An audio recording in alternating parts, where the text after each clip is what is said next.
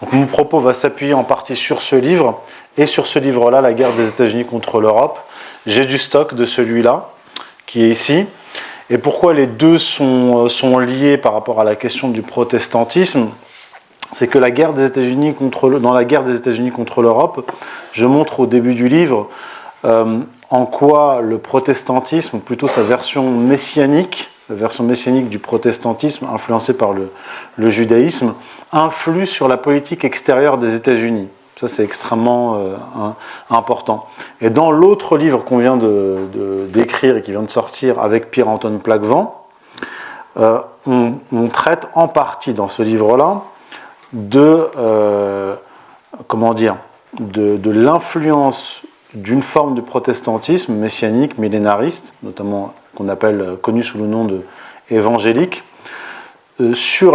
pas sur la politique extérieure des États-Unis précisément, mais plutôt sur ce qui explique le lien fondamental entre les États-Unis et Israël, et plus précisément le lien entre une partie de la classe dirigeante américaine et la classe dirigeante messianique israélienne, aujourd'hui la plus fanatique.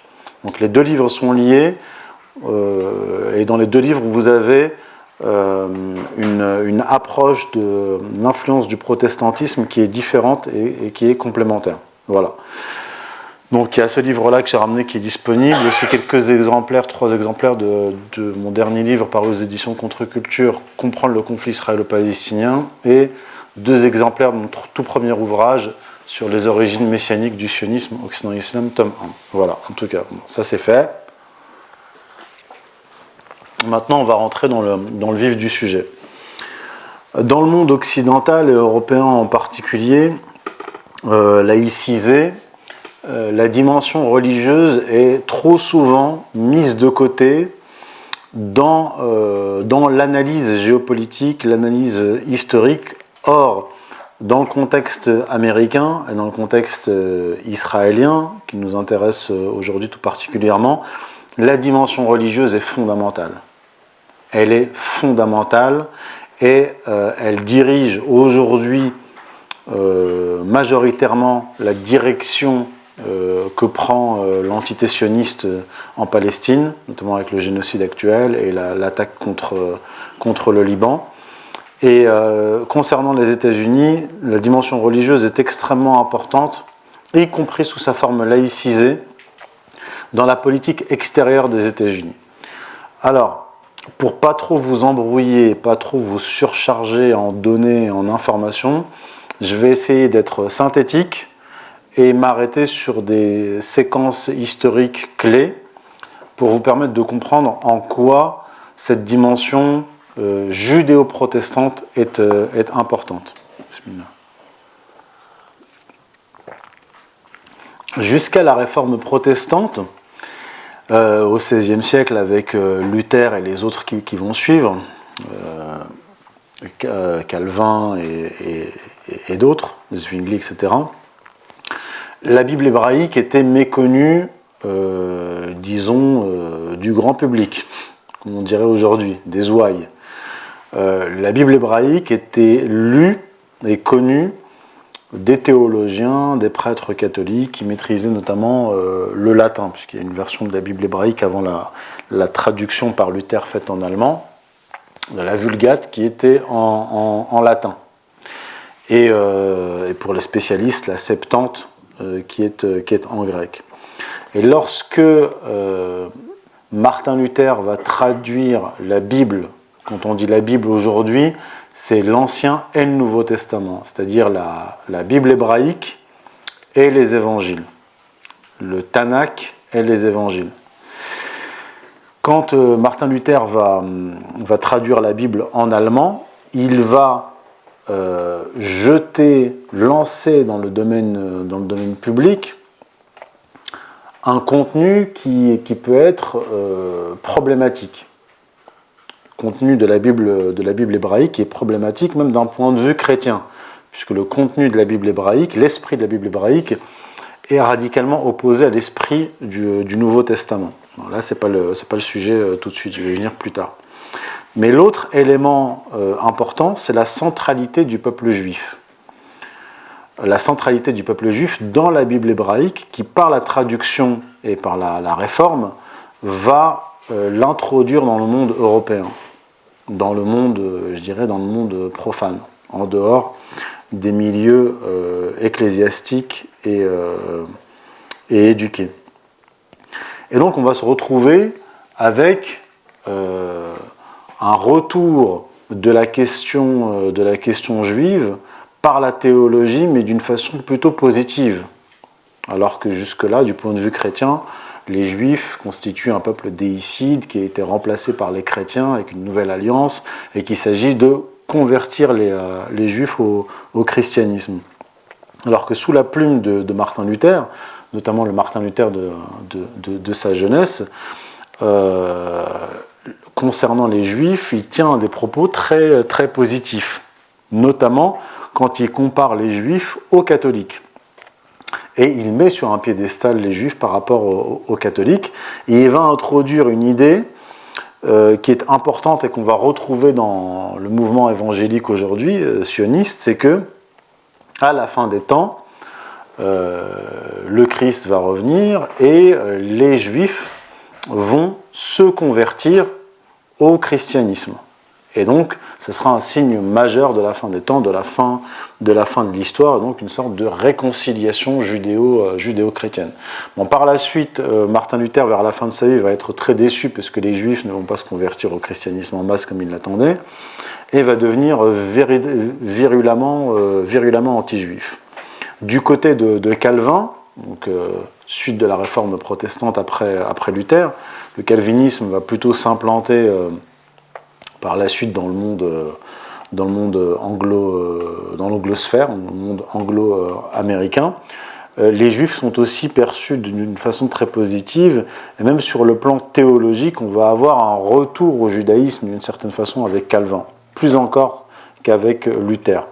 Bien sûr, le changement de paradigme théologique est extrêmement important, mais je ne vais pas m'arrêter là-dessus. En fait, on passe avec le protestantisme, que ce soit avec Luther ou Calvin, de la théologie des actes à la théologie de la grâce. Et donc vous voyez un peu ce que ça signifie, c'est-à-dire que la théologie de la grâce fait que, d'une certaine façon, il y aurait des élus, quoi qu'ils fassent, ils vont au paradis, et il y aurait des damnés, et quoi qu'ils fassent de positif dans leur vie, eh bien, ils sont condamnés à l'enfer. Et donc c'est un peu, surtout avec Calvin, une conception, disons, une pénétration dans le monde chrétien d'une vision juive. C'est-à-dire qu'il y a l'élection divine dans le judaïsme, il y a un peuple élu, et dans le calvinisme, il y a des êtres élus, et après Calvin, on va même avoir un développement théologique sur la famille élue et le peuple élu qui va revenir d'une certaine façon. Donc là, on est toujours au XVIe siècle. Mais durant ce siècle, on a un tournant historique majeur, c'est la réforme, une réforme qui n'est pas protestante au départ en Angleterre, qui est une réforme religieuse qui sépare l'Angleterre de l'Église de Rome, et donc qui sépare l'Angleterre du continent, et qui va opérer, donc l'Angleterre va opérer un virage hégémonique, impérialiste, maritime, donc qui va se séparer théologiquement, historiquement, du continent. La date clé, c'est 1534, avec le roi Henri VIII et son ministre principal qui s'appelle Thomas Cromwell, qui est un ancêtre d'Olivier Cromwell. Et dans la seconde moitié du XVIe siècle, on va avoir avec la reine Élisabeth un autre tournant idéologique, c'est véritablement le rapprochement de cette Angleterre réformée vers le judaïsme. Elle est entourée de juifs, elle est entourée d'anglais qui vont adopter le calvinisme et qui sont versés dans les études hébraïques. Donc on va avoir une influence religieuse grandissante dans l'Angleterre du XVIe siècle, surtout à partir de la seconde moitié du XVIe siècle. Puis au XVIIe siècle, ça s'intensifie encore à l'époque d'Olivier Cromwell et de sa révolution. Et sur le continent, on a une pénétration de l'idée messianique juive dans les milieux protestants millénaristes. Le millénarisme, c'est quoi? C'est une interprétation de l'Apocalypse de Jean, donc dans les évangiles, qui dit qu'en fait, durant une période de 1000 ans, le diable sera enfermé, il ne pourra plus agir, il n'aura plus de force, et le Christ régnera sur terre pendant 1000 ans, ce qui va donner l'idée du millénium. Donc on va avoir quelques sectes millénaristes qui vont pulluler, mais véritablement c'est avec le protestantisme que le millénarisme va devenir une puissance historique importante. Et donc au XVIIe siècle, vous avez dans les milieux protestants millénaristes, en Allemagne, aux Pays-Bas et en Angleterre, une influence du messianisme juif, en ce que le messianisme juif à l'époque est un messianisme actif. C'est l'idée que par des actions politiques, on va hâter la venue du Christ, enfin hâter pour les Juifs, hâter la venue du Messie, du Mashiach, et hâter la fin des temps. Cette idée va pénétrer dans les milieux protestants millénaristes, avec cette idée que des actions politiques vont hâter le retour du Christ et conduire à la conversion des Juifs au christianisme, ce qu'on avait déjà chez Luther. Autour des années 1520-1523, un texte qui a été publié en 1523. Et durant cette période, là je peux parler d'Olivier Cromwell, c'est important, et là vous allez voir que politiquement ça va se concrétiser, puisque autour de 1650, donc après la révolution de Cromwell, 1648, il y a des échanges épistolaires entre Cromwell, qui a fait sa révolution, et Menasseh ben Israël, qui est un rabbin kabbaliste, chef de la communauté juive d'Amsterdam, la puissante communauté juive d'Amsterdam, parce qu'à l'époque, le centre financier et commercial du monde européen, c'est en Hollande. Et à la tête de cette puissance économique et financière, nous avons principalement des juifs. Et donc Menasseh ben Israël demande à Olivier Cromwell d'autoriser les juifs à retourner en Angleterre. Ils en avaient été expulsés en 1290, mais bon, toujours eu des juifs marranes en Angleterre. Donc leur autoriser le retour en Angleterre, parce que, dit-il, donc il avance des arguments économiques et des arguments théologiques, eschatologiques. Premièrement, il dit que l'Angleterre va tirer avantage de la présence des juifs commerçants et banquiers en Angleterre. Et deuxièmement, il invoque le livre de Daniel et il dit que pour que la fin des temps advienne, donc la période de la rédemption, il faut que les Juifs soient présents aux quatre coins du monde. Il faut qu'ils soient présents partout. Puisqu'ils ont été expulsés d'Angleterre, eh bien, il faut qu'ils y retournent pour que la fin des temps puisse advenir. Olivier Cromwell accepte. Olivier Cromwell accepte, puis donc la communauté commerçante et financière juive va s'implanter en Angleterre, ce qui va donner plus tard une importance très grande de la communauté juive en Angleterre, à la City, dans le système bancaire anglais, et il va y avoir une sorte de communion entre le monde juif messianique et le monde protestant millénariste. Et à cette époque-là, l'idée, le projet de rapatrier le peuple juif en Terre Sainte pour hâter la venue du Messie du côté des Juifs et hâter la venue du Christ du côté des chrétiens, va émerger. C'est ce qu'on appelle le mouvement restaurationniste au XVIIe siècle, XVIIIe siècle et XIXe siècle en Angleterre. C'est pour ça que de nombreux historiens ont cru que le projet sioniste était d'abord un projet anglais millénariste. Alors, comme je vous l'ai expliqué, là je n'ai pas le temps de rentrer dans les détails, c'est d'abord né dans le monde juif, le messianisme juif a pénétré le monde protestant et a fait naître cette idée. Et donc on va retrouver l'Angleterre plus tard, des siècles plus tard, durant la Première Guerre mondiale et après la Première Guerre mondiale, comme un acteur majeur du sionisme, puisque c'est eux qui attaquent l'Empire ottoman, c'est eux qui organisent via Laurence d'Arabie la révolte des Arabes contre l'Empire ottoman, c'est eux qui chassent l'Empire ottoman de Palestine, c'est eux qui créent le foyer national juif, et ils passent le relais aux Américains en tant que protecteurs et soutien du projet sioniste après la Seconde Guerre mondiale. Donc, on ne peut pas comprendre cette histoire du soutien de l'Angleterre au projet sioniste sans connaître cette histoire religieuse. Et cette histoire religieuse va se poursuivre en Amérique. C'est-à-dire que l'Amérique va devenir, du point de vue des Anglais, des Anglo-Saxons protestants, il y a plusieurs tendances. Vous avez les pères pèlerins, puis ensuite vous allez avoir d'autres sectes qui vont pulluler, mais ces différentes sectes ont des points communs. Moi, je ne vais pas rentrer dans tous les détails parce qu'il y en a qui vont être plus proches du calvinisme, d'autres plus proches du luthérianisme, d'autres qui vont s'éloigner de la théologie de la grâce. Enfin bref, tout ça est compliqué, on ne va pas rentrer dans les détails. Quoi qu'il en soit, au XVIIe siècle, dans les années 1620, vous avez l'arrivée des pères pèlerins en Amérique, qui considèrent l'Amérique comme la nouvelle Jérusalem, et même comme le nouvel Éden terrestre. Ils se considèrent eux-mêmes comme le nouveau peuple hébreu, l'Atlantique comme la mer Rouge, et l'Angleterre un peu comme le despote égyptien qu'ils fuient, puisque en fait, les pères pèlerins vont s'éloigner de l'anglicanisme qui pour eux est une sorte de papisme version protestante anglaise, parce que le chef de l'État, donc le roi, est le chef religieux.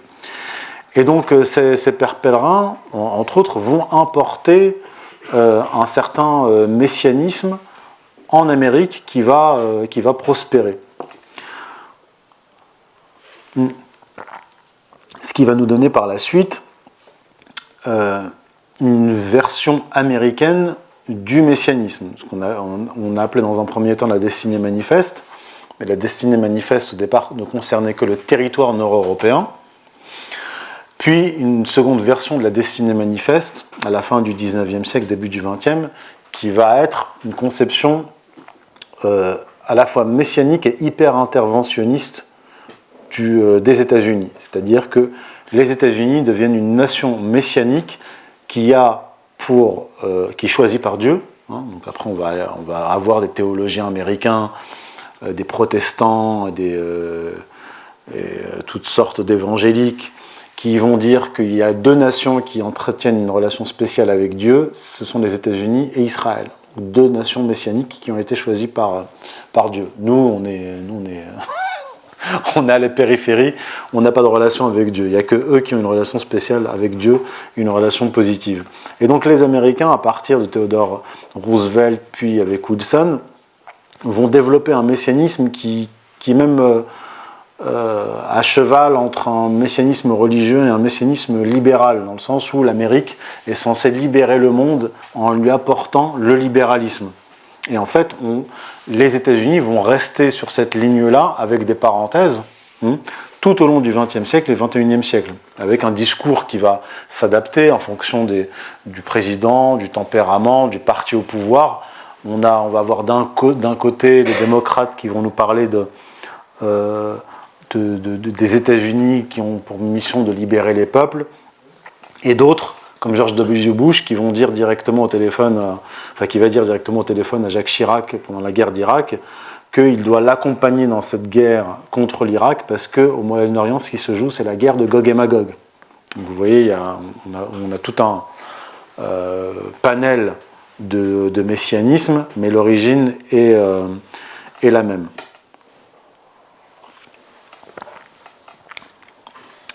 Et aux États-Unis, on a, surtout du côté de la droite américaine, un soutien extrêmement important des héritiers de ces millénaristes protestants anglais du XVIIe siècle dont je vous ai parlé, qu'on appelle les évangéliques sionistes, ou les chrétiens sionistes. Alors tous les évangéliques ne sont pas sionistes. Et il n'y a pas que les évangéliques qui sont sionistes. Donc on va dire qu'il y a toute une mouvance protestante, millénariste, qui est sioniste. Et en termes démographiques, c'est pas rien. On estime le nombre d'évangéliques aux États-Unis à 90 millions. Et le nombre d'évangéliques sionistes, ça dépend des chiffres et des études, mais on va dire entre 30 et 40 millions d'individus. Donc, qui ont un poids électoral extrêmement important, sur lesquels s'appuient quasi à chaque fois les candidats républicains et les présidents républicains, même Donald Trump, bien qu'il ne soit pas lui-même un religieux, qui s'appuie sur ces évangéliques parce que, ils constituent un électorat extrêmement important en termes de nombre, et deuxièmement, parce qu'avec le lobby pro-israélien, il y a aussi un lobby pro-israélien juif, il y a un lobby pro-israélien évangélique, sioniste, extrêmement puissant. Et donc, qui joue un rôle très important dans la politique extérieure américaine vis-à-vis d'Israël, en plus des néoconservateurs, et ainsi de suite. Donc vous avez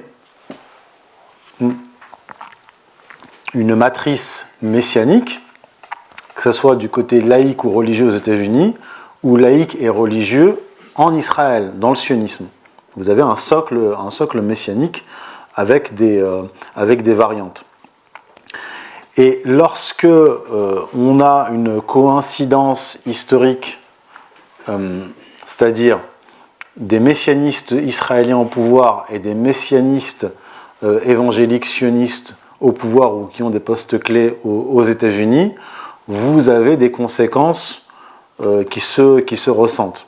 C'est d'ailleurs, durant le premier mandat de Trump, il y avait des évangéliques à des postes clés. Le vice-président était un évangélique, Mike Pence, et Mike Pompeo était aussi un évangélique sioniste et qui était secrétaire d'État, donc qui était l'équivalent du ministre des Affaires étrangères américain. Et lui, il avait visité Israël durant le mandat de Trump, et on l'a emmené au mur des lamentations, dans la synagogue souterraine, et on lui a présenté la maquette que vous voyez ici, la maquette qui est la maquette du troisième temple, qui a été, qui est au musée, ce qu'on appelle l'Institut pour le Troisième Temple à Jérusalem, qui est une sorte de musée, mais plus qu'un musée, parce que là sont réunis tous les instruments de prêtrise lorsque le Troisième Temple sera reconstruit, parce qu'ils projettent de détruire la mosquée Al-Aqsa et de construire ça à la place, c'est-à-dire le Troisième Temple. Et donc Mike Pompeo, Netanyahou lui a présenté cette maquette. Donc là, on n'est pas dans des franges sociologiques d'Israël, on est au cœur du pouvoir israélien et américain. Et cette maquette avait été aussi présentée, je crois, par un rabbin à Bolsonaro, c'est-à-dire l'ancien président brésilien qui était lui aussi un évangélique. Donc, ces évangéliques américains ne sont pas seulement des soutiens au sionisme, ils sont aussi des apocalypticiens d'une certaine façon. Ils attendent avec impatience l'Armageddon. Armageddon, c'est Ar-Megiddo, qui renvoie en fait à une montagne au nord de la Palestine. Aujourd'hui, Palestine occupée, où il doit y avoir la bataille finale de Gog et Magog.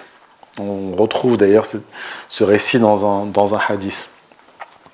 Et donc, c'est pour ça que George W. Bush, qui était un évangélique born again, qui est un mouvement qui vient de ce qu'on appelle le méthodisme, qui est né au XVIIIe siècle par un Anglais qui s'appelle John Wesley.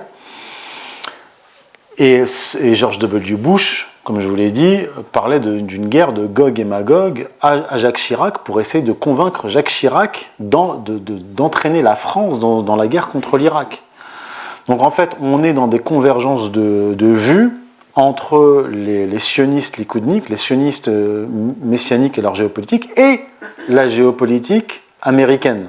Alors c'est pas toujours le cas, parce qu'il y a différentes factions qui s'opposent aux États-Unis, et ils ne sont pas tous d'accord sur la géopolitique que doivent mener les États-Unis. Il y en a qui sont pro-israéliens, qui veulent la guerre contre l'Iran, d'autres qui sont anti-russes, qui veulent la guerre contre la Russie, et d'autres qui ne veulent pas la guerre contre la Russie, mais qui veulent contenir la Chine. Mais en tout cas, la faction pro-israélienne est extrêmement puissante, ce sont les néoconservateurs, les pro-israéliens avec le lobby pro-israélien, et les évangéliques. Donc ces évangéliques qui attendent la grande guerre finale, puisque qui dit grande guerre finale, guerre apocalyptique, guerre de Armageddon, qui dit la fin des temps, fin de l'histoire, retour du Christ, conversion des Juifs au christianisme. C'est aussi pour cela qu'ils soutiennent Israël, parce que selon leur lecture des textes bibliques, Israël doit être créé, doit être soutenu, le temple doit être reconstruit, parce que pour eux, c'est à partir de ce temple-là que Jésus-Christ va revenir et régner sur le monde. Alors que du point de vue des Juifs, le Jésus, alayhi salam, n'est ni un prophète ni un messie. Donc ils ne partagent pas la même vision, ils partagent la même vision de l'histoire, mais chacun prend l'autre pour son idiot utile. Chacun imagine qu'il utilise l'autre pour accomplir ses propres fins. Et donc, quand le Christ reviendra selon les évangéliques, il régnera pendant 1000 ans, les Juifs se seront convertis, mais bon, un tiers des Juifs, selon eux, seront exterminés durant la guerre de Gog et Magog. Et d'ailleurs, un certain nombre de protestants, comme un certain nombre de Juifs et de rabbins importants, considèrent que la Russie est Gog, et qu'à la fin des temps, Israël sera dans une guerre opposée à Gog et Magog, et donc à la Russie. Donc on comprend aujourd'hui, avec la configuration géopolitique actuelle et les forces en présence à la tête d'Israël et à la tête des États-Unis, bon, il n'y avait pas d'évangélique dans l'administration Biden. Là, on attend de voir qui est-ce que Trump va nommer. Même si Trump n'est pas lui-même un évangélique, il est obligé de lâcher du lest et de donner des gages à la fois aux sionistes juifs et aux sionistes évangéliques pour mener une partie de sa politique. On l'a vu avec la reconnaissance de Jérusalem comme capitale, etc. Mais on est quand même dans une configuration extrêmement dangereuse, où si on a des évangéliques au pouvoir dans l'administration, la prochaine administration ou la suivante, de toute façon ce sont des forces qui dépassent dans le temps des gens comme Trump, qui peuvent freiner de temps en temps certaines périodes, certaines velléités, mais qui ne pourront pas les freiner éternellement, et ces messianistes qui sont à la tête d'Israël et qui peuvent entraîner la région dans une conflagration et le monde dans une guerre mondiale, puisque c'est leur objectif, puisque les objectifs eschatologiques supplantent et même des fois ignorent les objectifs géostratégiques et même les intérêts économiques. On voit bien, par exemple, avec Israël, que la politique menée par Israël va à l'encontre des intérêts économiques d'Israël. On a plus de 45 000 entreprises qui ont fermé depuis octobre dernier. On a des gens, une partie de la population israélienne qui fuit Israël à cause de la guerre. Objectivement, Israël se dirige vers un mur économique, politique, etc. Et cela ne peut s'expliquer que par la vision religieuse, la vision eschatologique qui prime sur toutes les autres considérations. C'est pour ça que je vous disais au départ que cette dimension religieuse est extrêmement importante. Il faut la tenir en ligne de compte pour comprendre l'attitude de ces acteurs qui sont irrationnels. Alors, en Israël, les acteurs rationnels ont été évincés, parce qu'il y a beaucoup de gens à la tête de l'armée israélienne qui sont des rationnels et qui veulent éviter des guerres qui coûtent à Israël, mais ils sont obligés d'obéir à des hommes politiques qui, eux, mènent une politique irrationnelle, qui est une politique religieuse, etc. Je ne vais pas rentrer dans tous les détails ici. Maintenant, du côté américain, les forces sont plus équilibrées entre les hégémonistes américains rationnels, réalistes, et les évangéliques qui n'ont bien sûr pas les pleins pouvoirs. Mais la conjugaison du lobby pro-israélien qui soutient la politique de Netanyahou et le lobby évangélique qui soutient aussi cette politique de Netanyahou, combinés, peuvent avoir un poids extrêmement important sur les choix américains du futur. Donc j'en ai terminé pour l'instant et on va laisser la place aux questions-réponses pour que je puisse affiner ou répondre à certains vides. Voilà. Je vous remercie. Pour l'écoute. Oui. J'ai une question. En fait, voilà, tu as parlé de la volonté donc, de détruire Al-Aqsa pour construire le troisième temple. Et en fait, je me demandais, on va dire maintenant, est-ce que tu sais où est-ce qu'ils en sont un peu dans leur projet à ce niveau-ci? On a aussi beaucoup parlé à un moment donné de vaches rousses qui ont été égorgées. Et voilà, et est-ce que vraiment une confrontation avec l'Iran est quelque chose de réaliste au vu de la situation actuelle? Oui. Alors, la question est la suivante, c'est où en sont les Israéliens dans leur projet de destruction de la mosquée Al-Aqsa et de reconstruction du troisième temple. On entend parler de vaches rousses, donc je vais y répondre, et est-ce qu'il est raisonnable de penser que les Israéliens vont réussir à déclencher une guerre contre l'Iran? C'est ça. Alors, où ils en sont? Ben, en fait, il y a eu une élection récente en Israël, c'était en novembre, je crois, 2022, qui a donné le gouvernement actuel, c'est-à-dire une coalition, la coalition entre le Likoud de Netanyahou et les factions les plus messianiques du monde politique israélien, donc des gens complètement fanatiques. Et l'un d'entre eux, Ben Gvir, est un proche des rabbins de l'Institut du Temple, et ils l'ont d'ailleurs félicité et embrassé lorsque il a été nommé ministre de la Sécurité intérieure en Israël. Et peu de temps après, je crois que c'était courant 2023, les rabbins de l'Institut du Temple ont reçu 5 vaches rousses qui ont été élevées au Texas. Donc la condition, c'est qu'en fait, il n'y ait pas un poil non roux. Voilà. Et en fait, ce sont des, comment dire, ce sont des vaches qui doivent être utilisées, donc immolées, donc brûlées, puis leurs cendres doivent être versées dans l'Institut du Temple, pour préparer les prêtres à officier dans ce futur troisième temple. Donc voilà où on en est. Pour ce qui est de l'Iran, en fait, depuis octobre 2023, en fait, depuis le massacre à Gaza, les Israéliens tentent de provoquer une guerre contre l'Iran, une guerre régionale, impliquant les Américains. Ça, je veux dire, c'était clair depuis le départ. Et même Sergueï Lavrov, le ministre des Affaires étrangères russe, l'a dit il y a quelques mois, il a dit l'objectif des Israéliens, c'est d'entraîner les Américains dans une guerre régionale contre l'Iran et conduire à une conflagration. D'ailleurs, en avril dernier, donc avril 2024, Ehud Barak, qui a été ministre de la Défense et Premier ministre israélien, a déclaré sur LCI que Netanyahou est entouré de ministres fanatiques messianistes qui veulent déclencher une escalade contre l'Iran pour hâter la venue du Messie. Donc le journaliste Rochebin était estomaqué, mais c'est la réalité aujourd'hui. Donc les Américains en fait ne sont pas très motivés pour une guerre contre l'Iran, ils ont d'autres objectifs, donc ils font tout pour l'éviter. Les Iraniens eux-mêmes font tout pour éviter cette guerre. En fait, il y a un État qui veut déclencher une guerre régionale, c'est Israël. Voilà. Question suivante. Ouais, bien dit. Chronologiquement, chez les messianistes juifs, retour du Messie et venue du Messie et Grand Israël.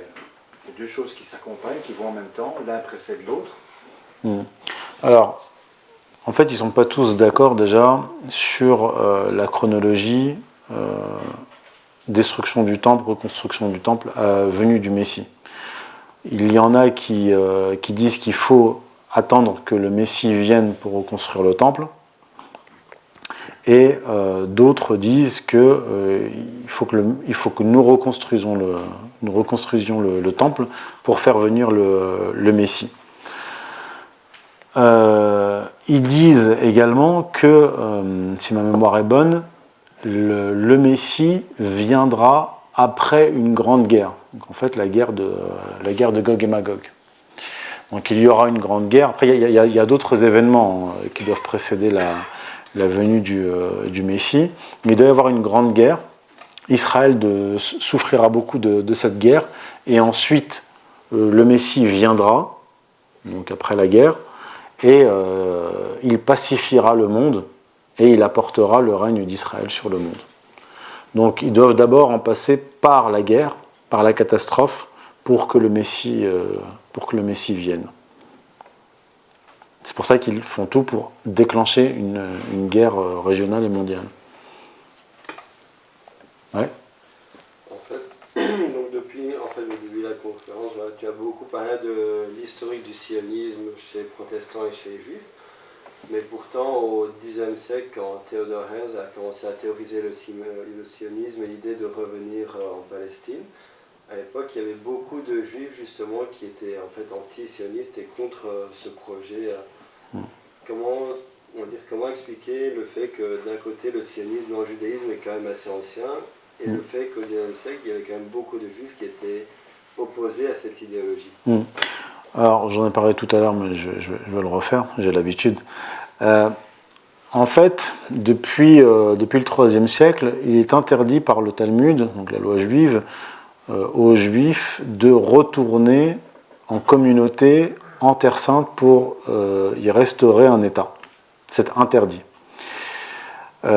Mais cet interdit a été violé, il y a eu des tentatives au cours des siècles par une minorité juive, on va dire une minorité messianique apocalyptique, mais qui est en opposition, en fait, en violation de la loi juive, de la loi talmudique. Et donc en fait, ce courant messianique actif sioniste a toujours été minoritaire, tout comme le mouvement apocalypticien juif. Et le judaïsme majoritaire, talmudique ou même rationnel de l'époque de Maïmonide, s'est toujours opposé au mouvement apocalypticien, parce qu'il est dangereux pour les juifs. Ils ont toujours été considérés comme dangereux pour les juifs, puisqu'ils amèneraient des punitions divines utilisant les nations contre eux. Donc dans mon premier livre, je retrace cette histoire-là. Et en fait, ce mouvement sioniste est resté minoritaire jusqu'à l'époque d'Herzl, y compris dans le monde religieux. La majorité des juifs religieux étaient opposés à Herzl. Par exemple, Herzl avait voulu organiser son premier congrès, le premier congrès de l'Organisation sioniste mondiale, à Munich. Et l'association des rabbins allemands s'y est opposée. Je crois qu'il y a 85 rabbins qui s'y sont opposés. Et donc il a dû faire la conférence, organiser la conférence à Bâle, donc en Suisse. Et en fait, le mouvement sioniste est resté minoritaire jusqu'à la guerre de 67 et l'après-guerre 67. Il a commencé les juifs religieux ont progressivement basculé dans la conquête de Jérusalem sans le Messie. Et disons qu'il y a dans la tradition messianique juive un concept développé au XVIe siècle par Isaac Luria, qui est un rabbin kabbaliste très très important et très influent, qui est celui, alors c'est pas dit comme ça, hein, mais c'est le concept de peuple juif comme messie collectif. C'est-à-dire que Isaac Luria disait en somme, nous ne devons pas attendre que Dieu nous envoie le Messie pour nous apporter la rédemption, nous devons nous apporter nous-mêmes la rédemption. Et le chemin de la rédemption se fait notamment par le retour en Terre Sainte, parce que c'est en Terre Sainte que, selon lui, et selon d'autres rabbins, il y avait le flux divin qui reliait le peuple juif à Dieu. Donc il fallait qu'il soit en Terre Sainte pour que ce flux divin soit rétabli entre Dieu et le peuple juif. Donc ce concept-là, ce concept de peuple juif comme son propre Messie, voire même comme sa propre divinité, puisqu'il s'apporte lui-même sa rédemption, va avoir une influence idéologique majeure, et même en dehors du judaïsme, et qui va influencer des idéologies modernes. Bon, là, c'est pas le sujet. Mais quoi qu'il en soit, cette idée-là va perdurer et va alimenter et renforcer le mouvement sioniste messianique jusqu'au XIXe siècle, et même au-delà du XIXe siècle. Parce que, en même temps qu'Herzl, il y avait des rabbins porteurs de ce messianisme sioniste qui soutenaient le projet, avant Herzl et même après Herzl. Avant Herzl, on a celui qui va théoriser la forme la plus aboutie du projet sioniste qui est le rabbin Kalischer au milieu du XIXe siècle. Son projet va être repris par Moses Hess en 1863. Et puis ce projet-là de Moses Hess, qui était lui un socialiste athée, proche de Marx et de Engels, qui va avoir une grande influence sur le socialisme, va influencer Herzl 30 ans plus tard, avec son livre « L'État des Juifs ». Donc en fait, on voit bien que le projet de Herzl est à l'origine un projet juif messianique qui va connaître une séquence de laïcisation et puis qui va aboutir, après Herzl, qui va être soutenu par le mouvement, ce qu'on appelle le mouvement national religieux, représenté au début du XXe siècle par, on en parle dans le livre avec Pierre-Antoine Plaquevent, Avraham Cohen Cook, qui était le premier grand rabbin ashkénaze de la Palestine mandataire, et qui va lui aussi faire des petits, donc son fils va prendre le relais, et ainsi de suite, avec Moshe Goren, qui, durant la guerre de 67, demandera à Moshe Dayan, le chef d'état-major, et aux généraux israéliens de détruire la mosquée d'Al-Aqsa quand ils conquièrent Jérusalem pour reconstruire le temple. Donc là, déjà, on est en 67, il y avait déjà ce projet-là. Donc ce mouvement national religieux va accompagner le mouvement sioniste, le projet sioniste, le foyer national juif, l'État d'Israël, même sous sa forme socialiste et athée. Parce que le rabbin Kook disait, en fait, le socialisme accomplit le projet messianique sioniste qui sera le piédestal de Dieu. Donc il lui-même disait à l'époque, de toute façon, ces socialistes juifs qui font le projet sioniste vont revenir à la Torah. Et en fait, c'est ce qui s'est passé finalement. Le projet sioniste est redevenu ce qu'il était à l'origine, c'est-à-dire un projet religieux. Question suivante, ouais. Hormis justement ce qu'on vient de parler ici, le sionisme, quels moyens sont mis en œuvre justement par les messianiques juifs pour hâter cette fameuse venue du Mashiach? En Israël, vous voulez dire? Ouais. En Israël ou ailleurs? C'est un projet communautaire global. Oui, alors en fait le projet messianique a plusieurs branches et il a aussi plusieurs formes, même une forme laïque. C'est-à-dire qu'il est porté par même souvent par des juifs laïcs, athées, qui veulent réaliser en fait une sorte de projet messianique, qui veulent restaurer un paradis terrestre sur terre.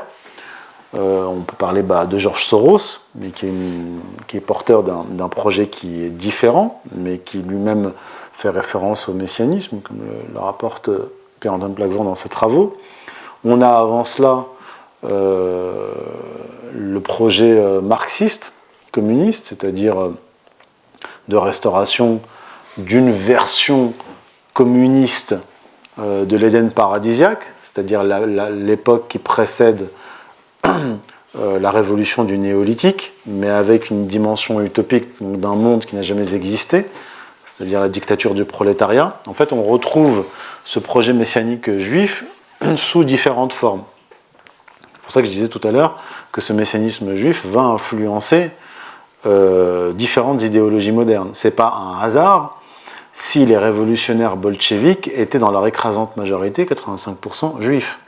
Ce n'est pas un hasard si des philosophes marxistes, à l'époque de la révolution bolchevique, parlaient de temps messianique, de promesses des prophètes qui étaient en train de se réaliser, alors qu'eux-mêmes étaient des athées convaincus. C'est Georg Lukács, qui est un philosophe marxiste, hongrois je crois, qui parlait durant la révolution bolchevique et au lendemain, il parlait d'une religiosité athée. Et on parlait de lui comme étant pris de fièvre messianique à l'époque. Donc le messianisme, ce n'est pas simplement un projet religieux pour hâter la venue du Messie. C'est vraiment, en fait, c'est une conception de l'histoire et un rapport actif d'action et de réaction par rapport à l'histoire. Faire advenir les temps messianiques, c'est pas simplement faire des prières, c'est véritablement, là dans le cas du Proche-Orient et du sionisme, concrètement, déclencher la guerre de Gog et Magog, déclencher une grande guerre, une grande catastrophe, parce que cette catastrophe fait partie des catastrophes annoncées par les prophéties et que par conséquent, pour faire advenir advenir le Messie et les temps messianiques, nous devons provoquer ces catastrophes qui sont annoncées. Question suivante. Ouais. Est-ce qu'on peut espérer un changement de politique en Israël? Est-ce qu'il... j'ai pas entendu. On peut espérer un changement de politique? Ah, espérer un changement à l'avenir? Non. Alors, je vais dire pourquoi. Parce qu'on a depuis un certain nombre d'années une radicalisation de la société israélienne. Le messianisme et la religion juive prennent de plus en plus de place en Israël. Par exemple, en 2013 encore, ça avait été rapporté par Charles Anderlin. En 2013, je le rapporte aussi dans mon livre « Comprendre le conflit israélo-palestinien », la majorité des Israéliens pensaient que, 2013, plus de 50%, que la messianiste du monde juif. Ils sont vraiment à l'extrême, et c'est eux qui sont au pouvoir. Et s'ils sont au pouvoir, c'est parce que la société israélienne s'est radicalisée. Donc en fait, on a dans la société israélienne une majorité de gens qui sont soit d'extrême droite de type likoudnik, c'est-à-dire sionistes, révisionnistes, soit carrément messianiques. Les opposants à Netanyahou sont une minorité. La majorité des Israéliens est en accord avec ce qui se passe aujourd'hui à Gaza. Alors oui, il y a des manifestations, il y a beaucoup de gens en nombre qui sont opposés à Netanyahou, mais en pourcentage, ils sont une minorité. Et en fait, plus Israël poursuit sa course folle, sa fuite en avant, messianique, plus les éléments libéraux et laïques modérés en Israël vont quitter le territoire, et plus les fanatiques vont se renforcer, et plus les fanatiques de la diaspora juive vont aller s'installer là-bas. Donc là, en fait, on est dans un processus historique de radicalisation d'Israël qui n'est pas prêt de se terminer. Ils vont devenir de plus en plus dingues, pour résumer. Question suivante. Alors, il faudrait que quelqu'un m'aide pour distribuer la parole, parce que des fois, il y a des gens qui, au fond, lèvent la main depuis un moment et je ne les vois pas. Juste une question par rapport à l'idéologie des protestants aux États-Unis, pro-israélienne. Est-ce que c'est le cas ici aussi en Europe? Ah, bonne question. Alors, les protestants en Europe, c'est ça? Oui. Ouais. Alors, non, pas du tout, parce que déjà, les protestants en Europe, en termes de masse démographique, ne sont pas très importants. Les protestants en Europe sont surtout en Europe du Nord, qui sont des pays très déchristianisés, Allemagne, Suède, etc. Ce sont les pays qui sont, Pays-Bas, qui sont historiquement protestants, mais luthériens, au sens classique. Les luthériens ne sont pas des grands sionistes. Les plus sionistes sont... alors, à travers le monde, il y a plus de 600 millions d'évangéliques. Mais comme je vous l'ai dit tout à l'heure, les évangéliques ne sont pas tous sionistes. Et même les évangéliques français, puisqu'il y a des évangéliques français, par exemple, ils étaient opposés à la guerre d'Irak en 2003.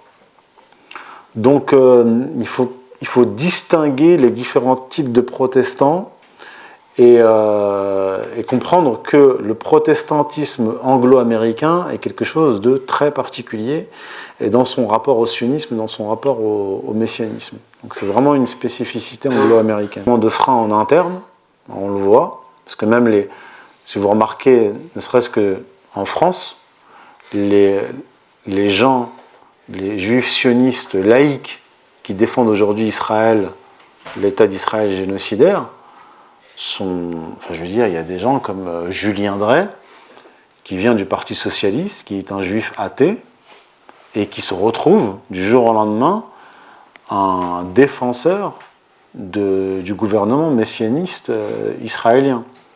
Et il a dit qu'après le 7 octobre, je cite sur CNews, « J'ai senti l'hébreu remonter en moi ».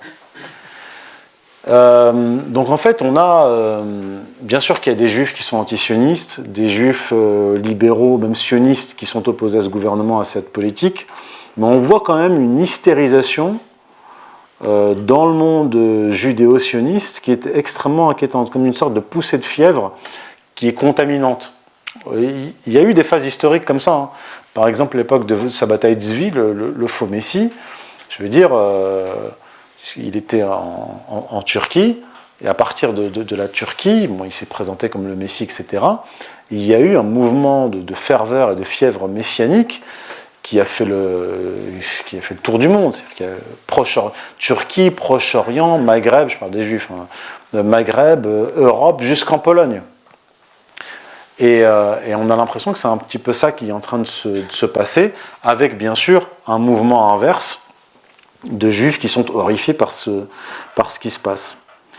Maintenant, les forces extérieures, et on voit que les forces extérieures qui sont désignées comme ennemies par Israël, comme l'Iran, le Hezbollah, etc., on voit bien dans leur attitude qu'ils essaient de contenir la cocotte minute. En fait, Israël, c'est une sorte de cocotte minute messianique qui est en train d'exploser, et les forces qui s'opposent à Israël sont dans une attitude de résistance, mais de prudence par rapport à cela.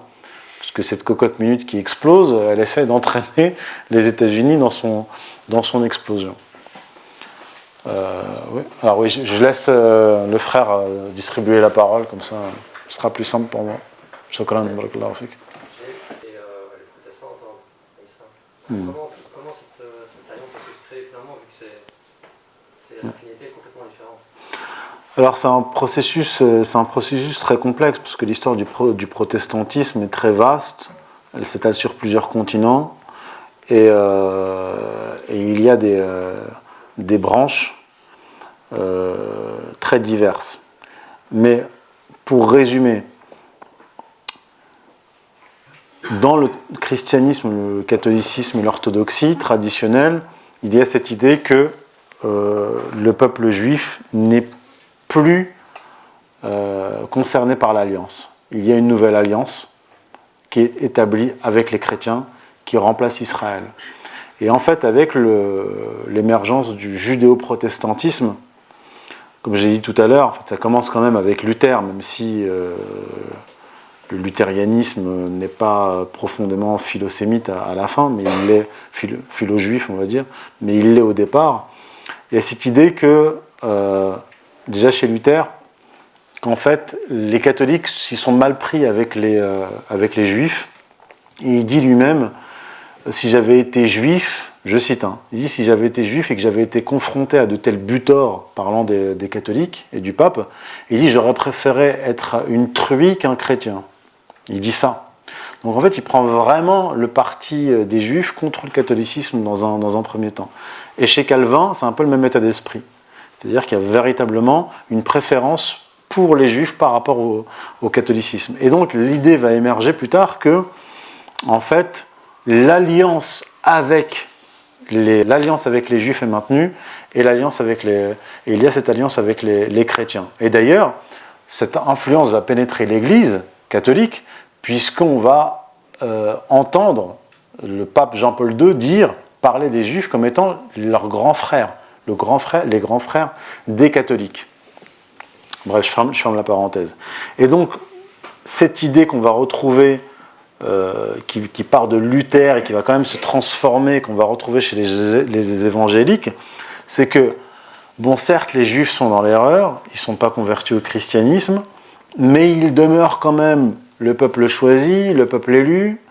Nous devons les accompagner vers la voie de l'évangile, mais il y a cette idée aussi, dont je vous ai parlé, de toute façon, à la fin, parce que c'est une interprétation de la Bible et des textes eschatologiques, à la fin, ils vont se convertir au christianisme quand le Christ va revenir. Par conséquent, à la limite, on n'a même pas trop besoin d'essayer de faire de la da'wa, d'essayer de le convertir. On va accompagner leur projet sioniste jusqu'au bout, parce qu'au bout, il y a la guerre. Au bout, bon, une partie d'entre eux vont être exterminés, mais au bout, les 2/3 vont se convertir au christianisme. C'est très pervers, ça paraît dingue, mais c'est ainsi, c'est leur conception. Ils pensent à eux, mais qu'est-ce que les Juifs pensent? Qu'est-ce qu'ils pensent dans les Juifs? Alors les Juifs, de leur côté, au début, le lobby pro-israélien d'ailleurs aux États-Unis et les dirigeants sionistes, au départ, étaient un petit peu perplexes par rapport aux évangéliques sionistes. Ils se sont dit, mais enfin, qu'est-ce qu'ils nous veulent? Ils veulent nous convertir, en même temps ils sont sionistes, on ne comprend pas trop. Mais à partir de Menachem Begin et après Netanyahou, les juifs sionistes, les dirigeants israéliens ont changé d'attitude par rapport aux évangéliques, en se disant, en fait, ce sont de véritables alliés, ils nous soutiennent, ils ont une influence aux États-Unis qui est bonne pour Israël, on va les utiliser. On va les utiliser pour nous aider dans notre projet. Et en fait, comme j'ai dit tout à l'heure, chacun prend l'autre pour son idiot utile. Les Israéliens se disent, les évangéliques sont nos idiots utiles, puisque à la fin, ce seront les dindons de la farce, c'est nous qui allons régner sur le monde. Et les évangéliques, et la dimension religieuse est quand même mise de côté. Hein. Je veux dire, la géopolitique russe n'est pas alignée sur l'eschatologie chrétienne. Pas du tout. Même si, de plus en plus, ces dernières années, on commence à entendre des déclarations religieuses et eschatologiques chez les dirigeants russes, mais qui est en réaction à la déviance qu'ils considèrent comme satanique occidentale. Les Russes ont maintenu de bonnes relations avec Israël jusqu'à la guerre de Syrie, en fait. C'est à partir de la guerre de Syrie et à la guerre contre Daesh et l'implication russe que les frictions avec Israël ont commencé à naître. Notamment à partir de 2018, où les Israéliens ont commencé à mettre en danger les militaires russes sur le terrain. Et en 17 septembre 2018, quand une manœuvre de la chasse israélienne a conduit à la destruction d'un avion militaire russe avec tout son équipage. Là, les relations ont véritablement commencé à se tendre, parce qu'en fait, pour une raison simple, c'est pas pour une raison eschatologique ou religieuse, c'est que les intérêts et les actions d'Israël dans la région, notamment en Syrie, qui est une alliée de la Russie, sont opposés aux intérêts de la Russie dans la région. C'est aussi simple que ça. Il n'y a pas à chercher du côté russe. Alors peut-être plus tard, peut-être que ça va venir, peut-être que c'est en train de monter, mais jusque-là, c'est véritablement pour des raisons géopolitiques froides que les Russes ont refroidi leurs relations avec Israël, à quoi s'ajoute le soutien apporté par Israël à Zelensky, et donc des tensions qui sont augmentées, qui se sont aggravées suite à des déclarations de Sergueï Lavrov répondant à Zelensky, qui disait que je ne peux pas soutenir des néo-nazis parce que je suis juif moi-même. Et donc Lavrov a répondu oui, mais ça ne veut rien dire, puisqu'il me semble que Adolf Hitler avait lui-même des origines juives. Le ministère des Affaires étrangères israélien a répondu violemment à Sergueï Lavrov. Le ministère russe des Affaires étrangères a publié un texte historique avec une liste de noms de juifs allemands qui ont collaboré avec les nazis. Donc ça s'est quand même beaucoup aggravé. Le chef de la communauté juive de Russie, Goldschmidt, je crois, a quitté la Russie et est parti s'installer en Israël après le début de l'opération spéciale en Ukraine. Bref, sur la question ukrainienne, sur la question syrienne et sur même la question de Gaza, les relations entre la Russie et Israël se sont tendues. Quand ils ont commencé le blocus contre Gaza, Poutine a déclaré que ce blocus israélien sur Gaza lui rappelait le blocus de l'Allemagne nazie contre Saint-Pétersbourg. Donc, et je pense que de toute façon, les relations vont continuer à se tendre, parce qu'on voit bien que la Russie et l'Iran continuent de resserrer leurs liens et de signer des accords de soutien mutuel militaire, et ça va continuer à aggraver les relations entre les Israéliens et les Russes, ça c'est indéniable. Question suivante. Je te laisse gérer. Au niveau de la mosquée Al-Aqsa, c'est pour savoir, est-ce que c'est la ligne rouge, est-ce qu'ils ne vont jamais franchir cette ligne rouge, ou au contraire, ce serait justement le chaos ultime qui permettrait... Dans les années 20, première provocation date de 1928. Donc ça remonte à loin, cette histoire. Et ce que je pense, c'est que et aujourd'hui, on a des provocations. Alors, on avait des provocations tous les ans. Maintenant, c'est tous les 2-3 mois qu'il y a des provocations. Là, récemment, c'était Ben Gvir lui-même le ministre de la Sécurité intérieure qui a mené des provocations sur l'esplanade des mosquées. Donc ça s'accélère, ça s'intensifie. Maintenant, étant donné qu'ils y tiennent à détruire la mosquée à Al-Aqsa, ce que je me dis, c'est qu'ils vont peut-être attendre qu'il y ait une guerre, une grande guerre, par exemple avec l'Iran, et qu'ils pourront profiter de cette guerre pour, dans un échange de missiles, détruire la mosquée Al-Aqsa. Je pense qu'ils pourraient faire ça. Ils en sont capables. Ils pourront très bien dire « c'était un accident, nous sommes désolés », ou ils pourront même accuser les Iraniens, pourront même dire « ouais, les Iraniens, ils ont lancé un missile qui a détruit la mosquée Al-Aqsa », comme ça on pourra accentuer les tensions entre sunnites et chiites. Et puis c'est un scénario, Et puis dans un second temps, ils pourront très bien dire puisque la mosquée a été détruite, nous on a un projet justement qui est prêt, projet de 3e temple, on construit, vous inquiétez pas, c'est un temple universel, ça sera ouvert à tout le monde, leur montrer en fait, de leur faire connaître Yahvé, le véritable Dieu. Et donc, en tant que peuple prêtre, ils pourront très bien jouer ce rôle-là et dire on va reconstruire le temple pour tout le monde pourra y rentrer, vous inquiétez pas, ce sera le temple de l'humanité, puis même les francs-maçons seront contents puisqu'ils pourront dire finalement le temple est reconstruit, le temple de Salomon est reconstruit. Je rigole, mais c'est extrêmement... ça paraît délirant. En fait, on en rigole, on en sourit parce que ça paraît dingue, mais c'est un projet qui est concret. C'est pas de la blague. Si on est dans la tête de Netanyahou, pour rater la venue du Messie, il lui reste de déclencher une grande guerre, de reconstruire le temple. Il y a encore d'autres étapes qui sont entre ses mains, qui pourraient accomplir lui et son gouvernement. Ouais, alors déclencher une grande guerre, oui, mais il faut vraiment que ce soit une guerre nucléaire. En fait, ce qu'ils veulent, c'est déclencher une guerre contre l'Iran, y entraîner les États-Unis, sachant que les Russes s'en mêleront et que ça déclenchera une guerre mondiale et qui pourrait dégénérer en guerre nucléaire. Donc ça, c'est quand même, pour les messianistes, pour Netanyahou, c'est une grande étape. C'est une étape importante parce que dans leur eschatologie, ce serait en fait la guerre de Gog et Magog. Ce serait celle-là, la guerre de Gog et Magog. C'est pour ça qu'ils pensent, ils sont certains, et là on le rapporte dans ce livre, ils sont certains que Gog est la Russie et qu'à la fin des temps, de toute façon, ils se retrouveront opposés à la Russie. Et vous allez voir, très certainement, dans les années à venir, un discours israélien de plus en plus anti-russe, radicalement et virulent. Oui. À un moment donné, tu avais dit que la Russie était considérée comme Gog. Elle est considérée comme Gog par les juifs sionistes ou par les protestants?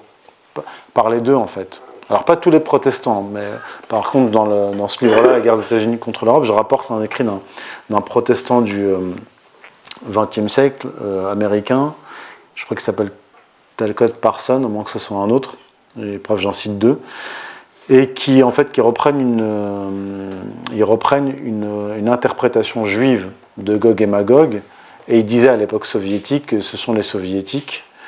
Donc oui, et les juifs et les protestants, pas tous, mais pensent que Gog c'est la Russie. Oui. Comment expliquer la proximité de l'Inde et d'Israël? Alors, il y a deux aspects. D'abord, il y a la position anti-islam de l'Inde historique, qui remonte à l'époque de la séparation qui a donné l'Inde et le Pakistan. Il y a quand même un vieux contentieux islamo-hindou. Il y a ça. Il y a donc un terreau fertile dans l'hindouisme du choc des civilisations vendu par les Israéliens. Moi, je suis allé en Inde il y a plus d'une dizaine d'années, et j'ai été frappé c'est le seul pays que j'ai visité où j'ai vu des boutiques avec des écritures en hébreu. Et là-bas, je voyais beaucoup d'Israéliens. Alors, il n'y a pas que là-bas, mais en Thaïlande aussi, beaucoup de jeunes Israéliens qui passaient leurs vacances là-bas après leur service militaire. Donc il y a vraiment des liens politiques étroits, et aussi la conception théologico-raciale. L'hindouisme, comme le judaïsme, est une religion qui a une conception raciale, avec le système de caste, etc. Et donc en fait, il y a cela, une dimension géopolitique, le monde indien, on retrouve quand même une solidarité vis-à-vis d'Israël, parce qu'en fait, au fond, ils partagent les mêmes valeurs. Et je veux dire, les Américains, les Anglo-Saxons ont exterminé les Indiens, et en suivant, en gros, la Bible hébraïque comme manuel de conquête, ce qu'ont fait les sionistes aussi. Donc il y a des convergences religieuses, des convergences de valeurs qui expliquent ça. Et tous les pays qui sont égalitaires, donc qui ont une tradition religieuse égalitaire et anthropologique égalitaire, c'est lié, hein. De toute façon, une religion inégalitaire a quand même du mal à s'implanter dans un pays égalitaire. Eh bien, on voit que ces pays-là sont plutôt favorables à la Palestine, plus qu'aux Israéliens. Ça s'explique aussi comme ça, au-delà de l'influence du lobby pro-israélien, etc. D'accord. Bon, on va en rester là alors. C'est l'heure, je crois. Oui. Donc là, on fait comme. Voilà les frères, dans 5 grosses minutes, normalement la nourriture arrive. Je vais vous inviter